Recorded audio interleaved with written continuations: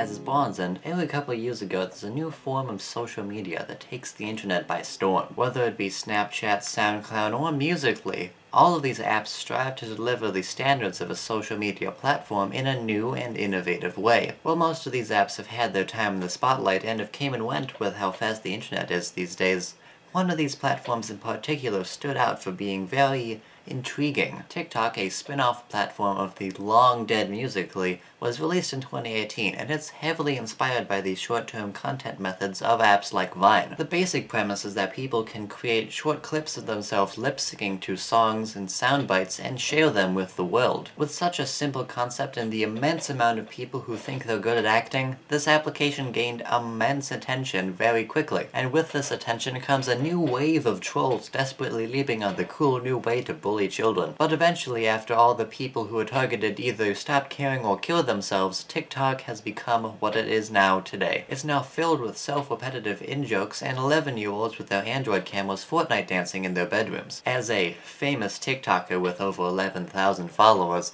I'll tell you that it's definitely not the platform you'd want to focus your attention on currently. But of course, no one goes on TikTok for content anymore. No, they're all in it for the memes. Now, with the type of content that TikTok allows, most of its recurring jokes revolve around certain songs. And no song is more prevalent in the TikTok meme catalog than the weeb anthem of China itself, Rockefeller Street.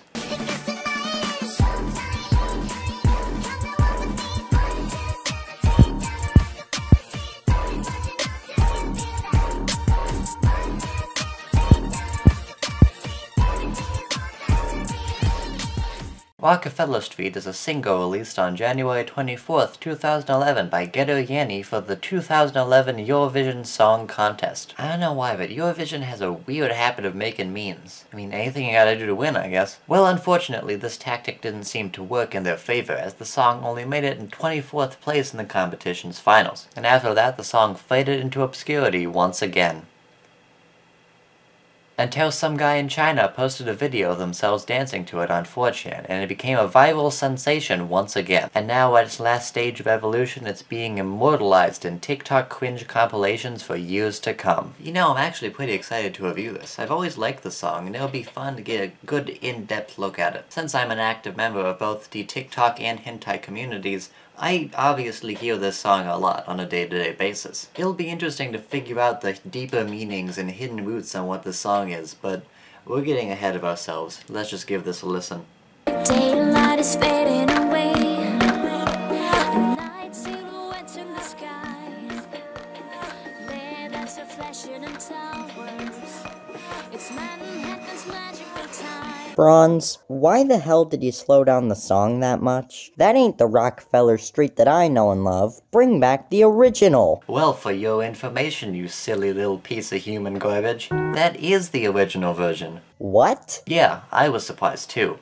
The version of the song you're used to hearing is actually the Nightcore version of the song. For those of you who are unfamiliar, Nightcore is basically when you download a song, speed it up, and pawn it off as a remix online. It usually doesn't make good results, but this song appears to be an exception, as it's been praised by the internet users long before it became a meme. It's safe to say that this version of the song is very well received. The only reason people don't like the original is because they're used to hearing the Nightcore version, and that's kinda sad. I personally enjoy the original version more. The slower pace gives the beat and the lyrics more punch to them, and the techno-theatrical feeling that was intended is kind of lost when remixed in this way. You may object, but we'll be using the original song for this review, because hey, we didn't review the trap remix of All Star, now did we? Now, one question I've asked myself since first listening to this is, what the hell does this even mean? I mean, there's undertones of money and success in the lyrics, but I've never really dug that deep into what the meaning of the song actually is until researching this. The first thing I thought to look into was, understandably, where is Rockefeller Street, and what significance does it have to the song? There are many streets with this name, but none of them are really significant to the song, so the streets are more of a metaphor to aid in the theming. While the street itself has no real meaning, the name sure does. You might recognize it if you're an aficionado on famous 18th century oil barons like myself. But if you're not, let me introduce you to John D. Rockefeller, known to many at the time as the richest man in modern history. This isn't a tribute song to him by any means, though. His name is used to illustrate the rags to riches story Jaani is trying to convey. I mean, it probably isn't the first rich guy you'd think of for this kind of metaphor, but hey, Jeff Bezos Street really doesn't have the same ring to it. Now, talking about the lyrics specifically is going to be kind of difficult because, again, it's a dance song. There's heavy use of repetition and thus no real room for any substance lyric-wise. That's definitely gonna be a harsh truth with this series. One, because songs like this are more prone to become memes than anything else, and two, Todd in the Shadows already took all the good ones. But I'll try my best, goddammit. I'm not the music critic you deserve, but I'm the one you could probably do without currently. As I said before, the song alludes to a sort of rags to riches story, and the imagery the lyrics are presenting brings that into full focus. Now, with most of these songs, there's at least something surface level I can mention in terms of meaning, like a loving relationship, or literally nothing.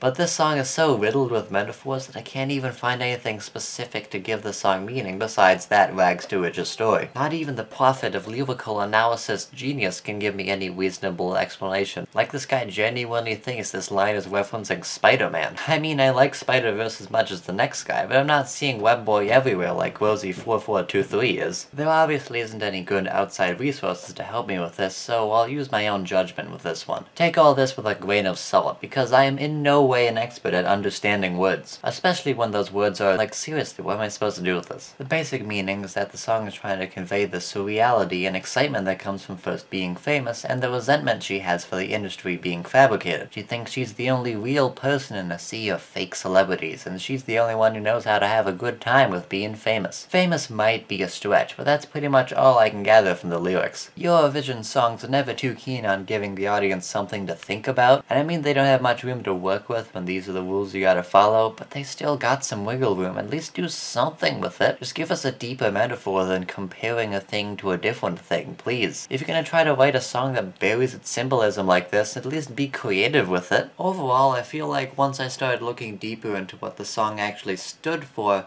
I started to enjoy it a lot less. Of course, it still sounds good, so I'm gonna keep listening to it, but from a purely musical and lyrical standpoint, it doesn't really have a leg to stand on. Like I said, I'll still enjoy listening to it, but I hope that at least this gives you a new perspective on the song and what it means. But anyways, that's gonna be it for this video. Thank you to all the people who came from a few TikTok shoutouts I've gotten. And yeah, thanks for watching, and I'll see you all in the next video. Goodbye.